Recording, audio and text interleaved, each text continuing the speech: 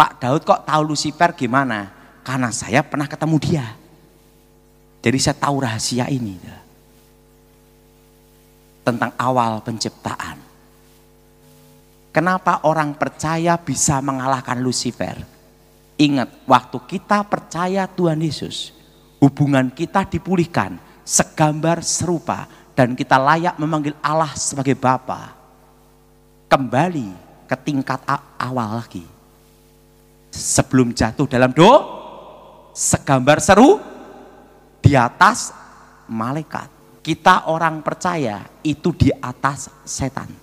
Orang yang tidak percaya Tuhan tidak dalam Tuhan. Halo sahabat Mana Sorgawi, apa kabar semuanya? Iya, saya berharap kita semuanya aman dalam lindungan Tuhan ya. Dan pastinya kerinduan kita untuk bertumbuh bersama-sama dalam kasih kita kepada Tuhan. Dan pastinya lewat hambanya Bapak Pendeta Daud Tony, kita diberkati dan semakin kuat di dalam iman.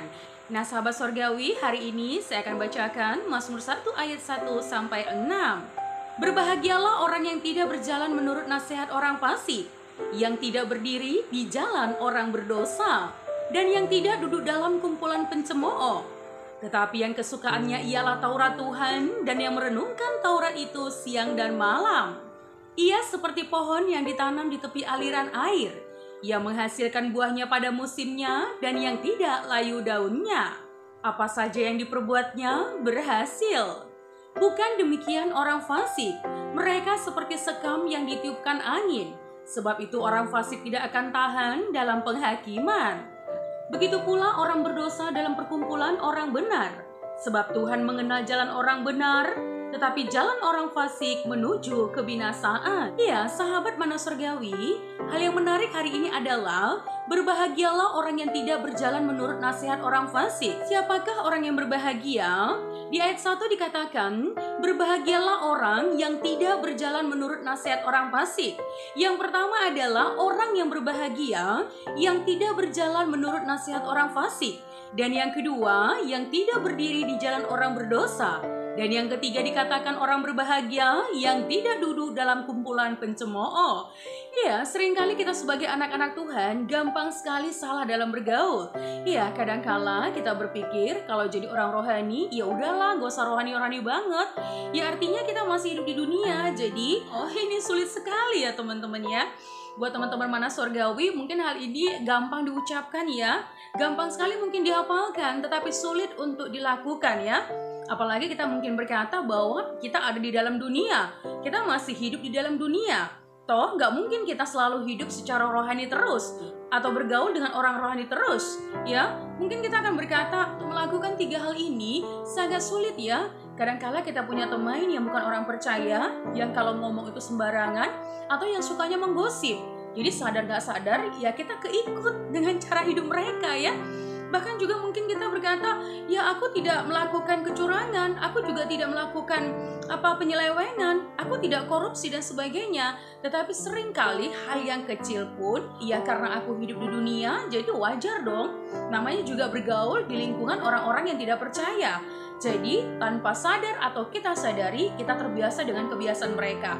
Oleh sebab itu, sahabat Sorgawi diingatkan oleh firman Allah untuk kita memiliki roh takut akan Tuhan.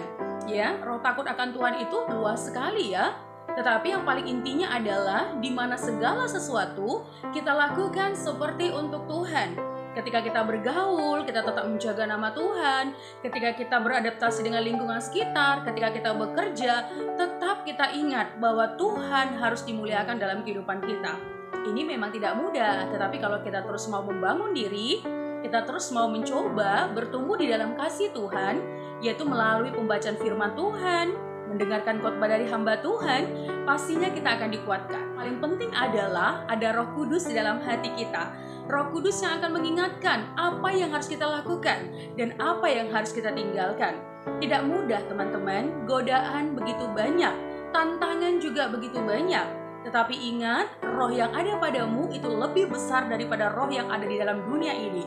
Tuhan menempatkan Roh Kudus di dalam hati kita. Tuhan memberikan Roh Kudus kepada kita. Supaya apa? Supaya kita berjalan dalam kehendak Allah, dalam tuntunan atau pimpinan Roh Kudus.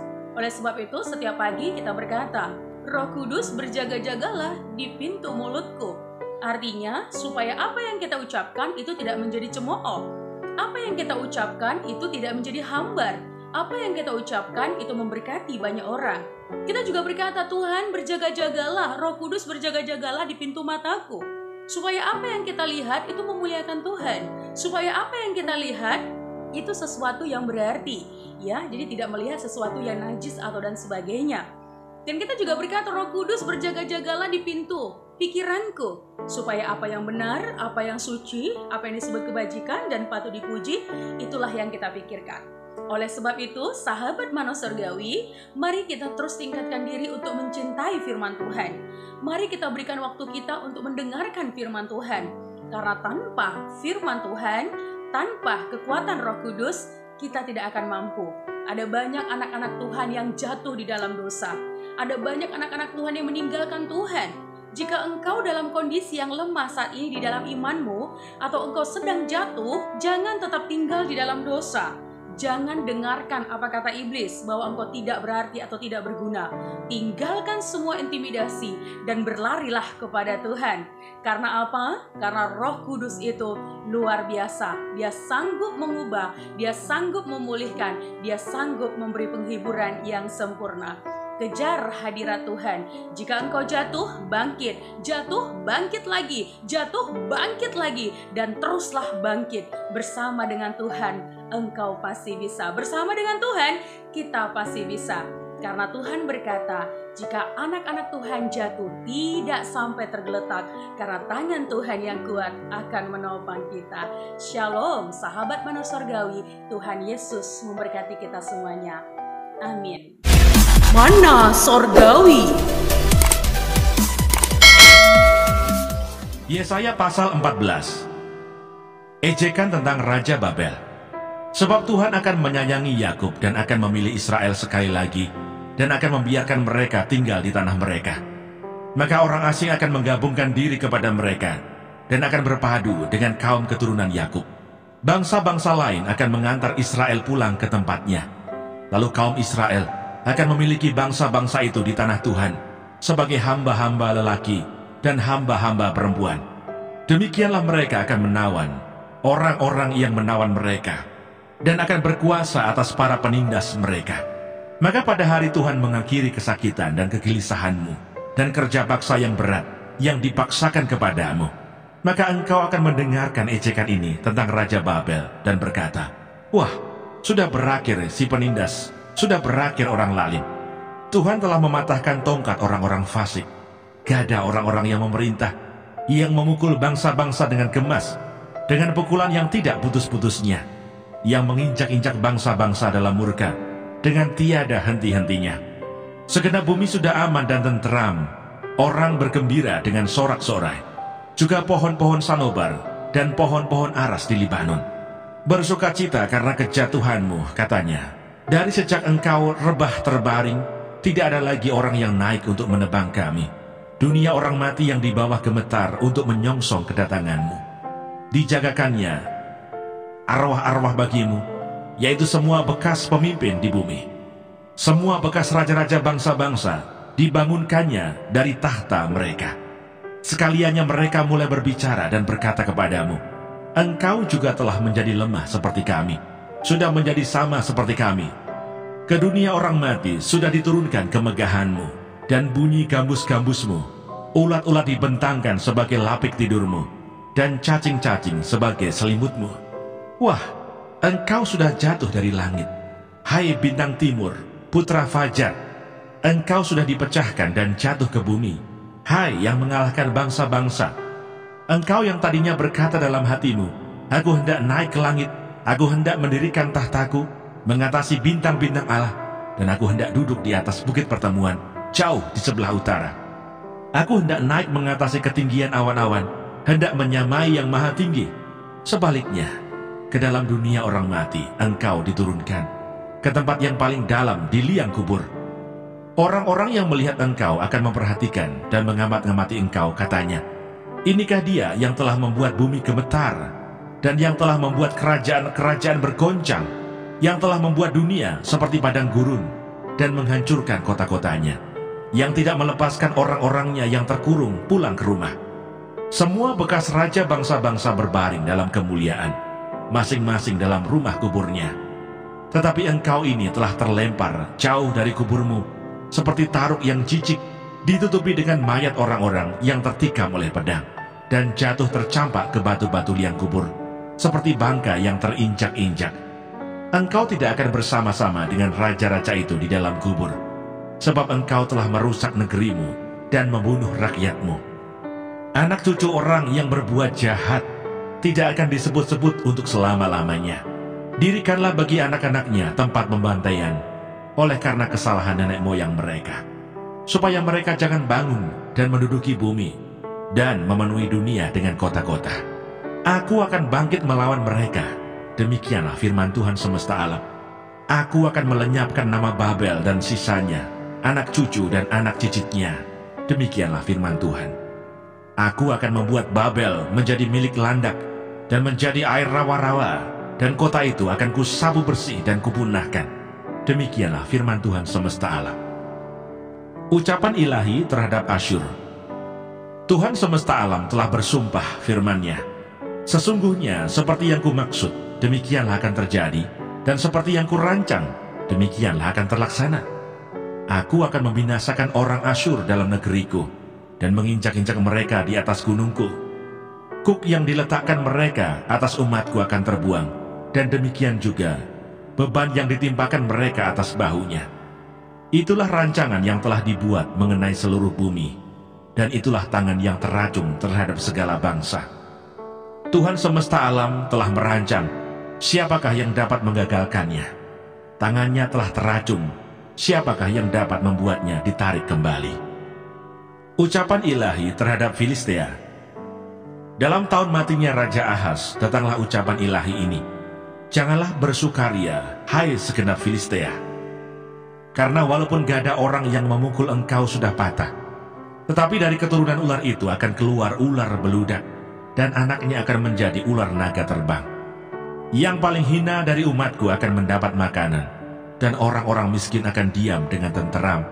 Tetapi keturunanmu akan kumatikan dengan kelaparan, dan sisa-sisamu akan kubunuh. Merataplah, hai pintu gerbang, berteriaklah, hai kota, gemetarlah, hai segenap Filistea, sebab di sebelah utara sudah mengepul asap perang, dan barisan musuh maju tanpa ada yang mundur. Dan apakah jawab yang akan diberi kepada utusan-utusan bangsa itu? Tuhan yang meletakkan dasar Sion, dan di sanalah orang-orang yang sengsara dari umatnya mendapat perlindungan. Kata Lucifer itu dalam bahasa Inggris Alkitab King James. Apa saudara? King apa saudara? King James. Tertulis kata Lucifer. Dan dalam bahasa aslinya disebut hail, artinya pantulannya. Apa saudara? Artinya apa? Artinya apa? Pantulannya. Dan secara astronomi disebut namanya planet Venus. Bukannya saya berkata Lucifer ada di planet Venus, kurang kerjaan. Tapi untuk menggambarkan suatu bintang yang bercahaya melebihi bintang-bintang yang lain.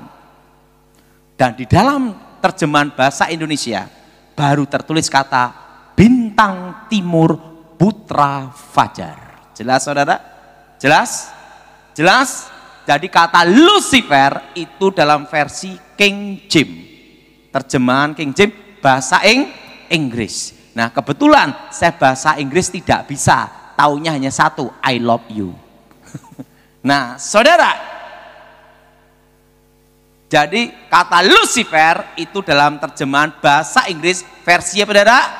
King James. Nah bintang timur putra fajar. Sebelum Allah menciptakan manusia, yang paling awal Tuhan menciptakan malaikat.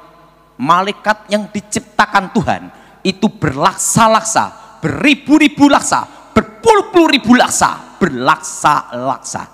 Kalau mau tahu jumlahnya tanya Tuhan sendiri.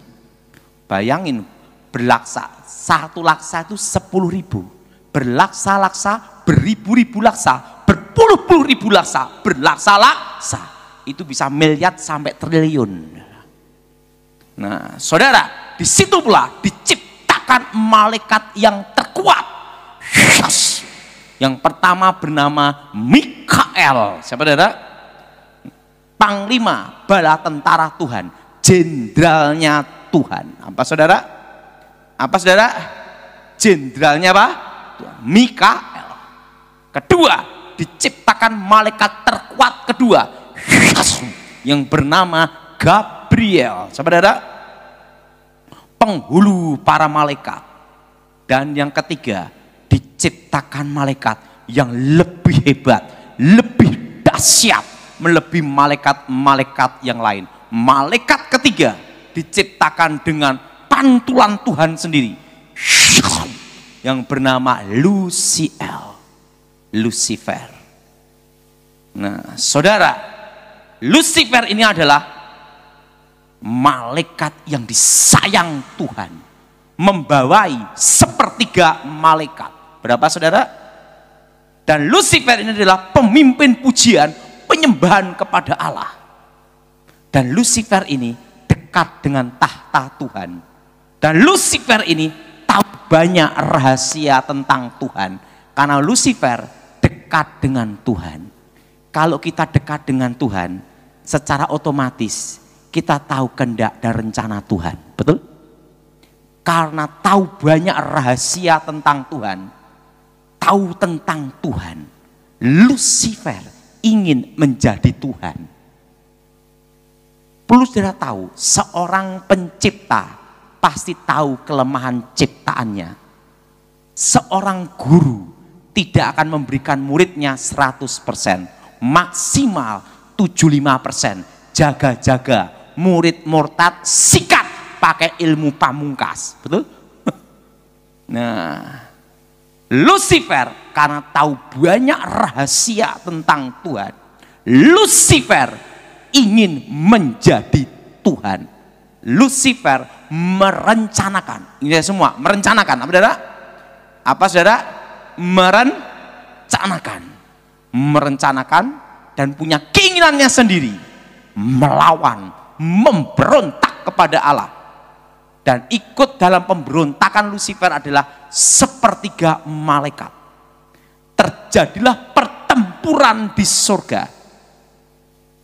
Sebelum di bumi main keroyokan, di surga sudah keroyokan. Jelas? Ingat, yang berpihak pada Tuhan 2/3. Yang melawan Tuhan berapa saudara? 1/3. Terjadilah pemberontakan di surga. Wah, terjadilah keroyok-keroyokan. Lucifer dikeroyok. Gabriel sama Mikael 2/3. Terjadilah pertempuran di surga. Tuhan Maha Kuasa. Lucifer kalah. Dibuang ke bumi. Jadilah iblis. Saudara, jadi yang disebut iblis, Satan, ular naga tua, rajanya para setan, itu satu oknum, yaitu Lucifer.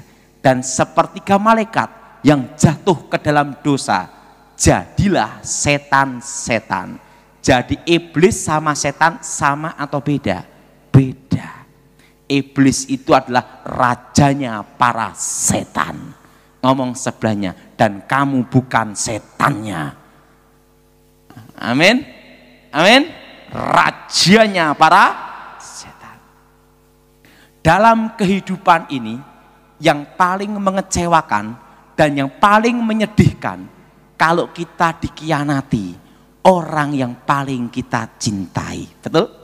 Orang yang paling kita sayangi atau orang yang paling kita percaya. Siapa yang setuju? Angkat tangan. Yang angkat tangan ngalami. Demikian Tuhan. Tuhan sangat sedih dengan pemberontakan Lucifer.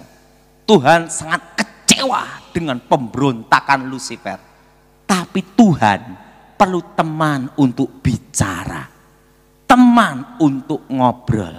Saudara, kita menikah, yang kita harapkan pasangan kita itu saling memahami, saling mengerti, dan bisa diajak bicara. Betul? Betul? Laki-laki nikah sama perempuan secantik apapun, dikatakan cantik itu 3 bulan. Setelah itu yang penting bisa diajak ngomong, diajak bicara, saling mengerti dan saling memahami. Betul? Suka dan duka. Siapa yang setuju? Angkat tangan. Nah, saudara cantik cerewet, suaminya stroke. Betul? Betul? Betul? Orang nikah itu penting apa? Bisa diajak bicara dan mengerti. Saya bersyukur sama Tuhan, saya punya istri yang baik, walaupun tidak bisa masak. Bayangin, saya itu dari menikah sampai sekarang kira-kira 15 tahun, kalau di rumah hanya makan telur.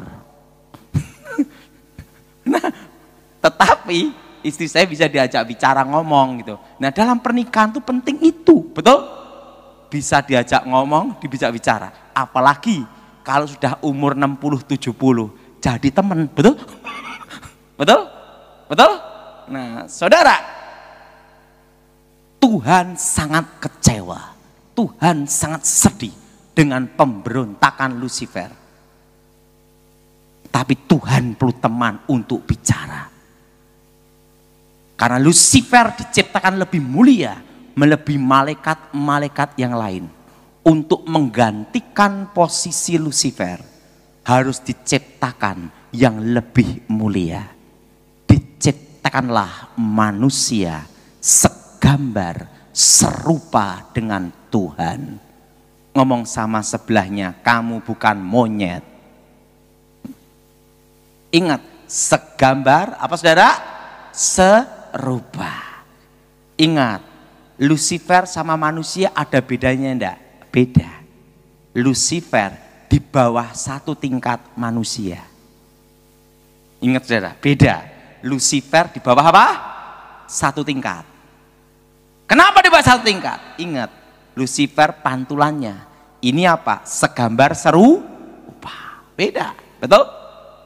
Pantulan sama segambar serupa itu beda. Segambar serupa dengan Tuhan. Maka Alkitab berkata, nanti di surga malaikat-malaikat melayani orang-orang percaya. Betul? Karena apa? Itu segambar serupa. Ciptaan yang paling mulia.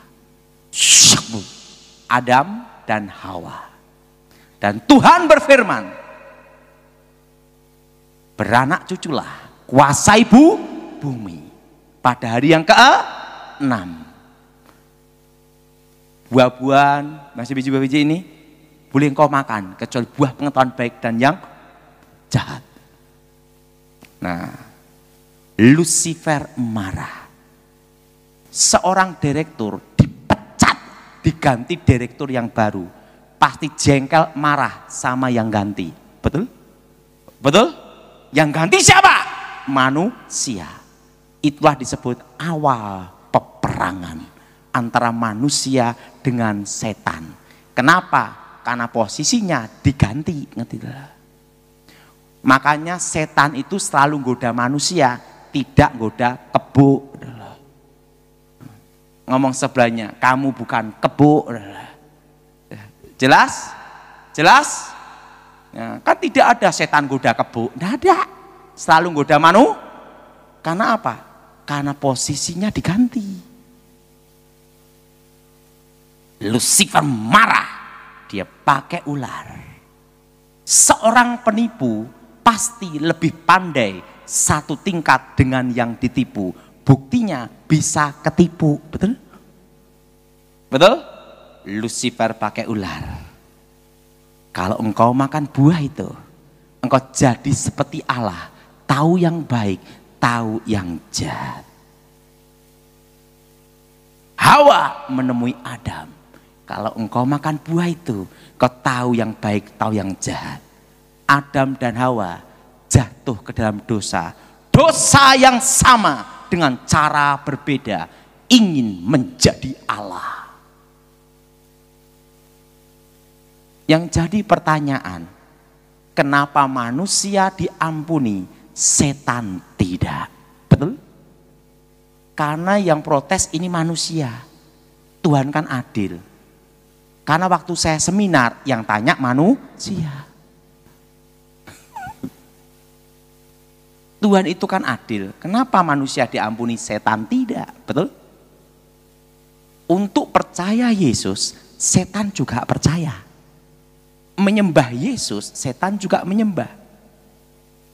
Tapi setan tidak diampuni. Kan tidak ada tertulis, setan rame-rame bertobat, tidak ada. Ingat, Lucifer melawan Tuhan, mengkudeta Tuhan, merencanakan pemberontakan dari dirinya sendiri. Melawan, memberontak, merencanakan, mengkudeta Tuhan. Beda dengan manusia. Manusia tidak merencanakan pemberontakan. Tidak ada keinginan melawan Tuhan. Kasus pembunuhan berencana, maksimal mati, minimal seumur hidup. Betul? Pembunuhan tidak berencana, ada keringanan. Betul? Apalagi kalau yang bunuh orang gila, bebas. Karena hakim tidak bisa ngadili orang gila. Kalau hakim bisa ngadili orang gila, berarti hakimnya. Nah, saudara, ingat, manusia tidak merencanakan pemberontakan. Maka manusia diberi kesempatan pengampunan di dalam Yesus Kristus. Saudara, pada waktu manusia jatuh dalam dosa, langsung manusia di bawah kuasa dosa. Artinya apa? Di bawah satu tingkat Lucifer. Kehilangan kemuliaan. Jelas? Nah, Yesus datang ke dalam dunia untuk memulihkan hubungan Allah dan manusia. Artinya apa? Segambar serupa. Seperti manusia sebelum jatuh dalam dosa. Makanya kalau kita percaya Tuhan Yesus, posisi di atas setan. Yang tidak percaya Tuhan Yesus, tidak dalam Tuhan. Posisi di bawah setan. Dikuasai dosa, kuasa kegelapan. Maka Alkitab berkata, penguasa dunia ini sementara waktu seizin Tuhan adalah setan. Tetapi masih di bawah kendali, kontrol Tuhan. Jelas? Jelas? Jelas? Yesus datang untuk menebus manusia dari dosa dan memulihkan keadaan. Segambar, serupa. Amin? Amin? Makanya posisi kita orang percaya itu di atas setan. Tidak bisa disantet, tidak bisa diguna-gunai. Kok ada orang Kristen kena, Pak? Itu Kristen tomat, habis tobat besok kumat. Belum dalam Tuhan. Kalau kita dalam Tuhan, posisi di atas setan. Mana sorgawi?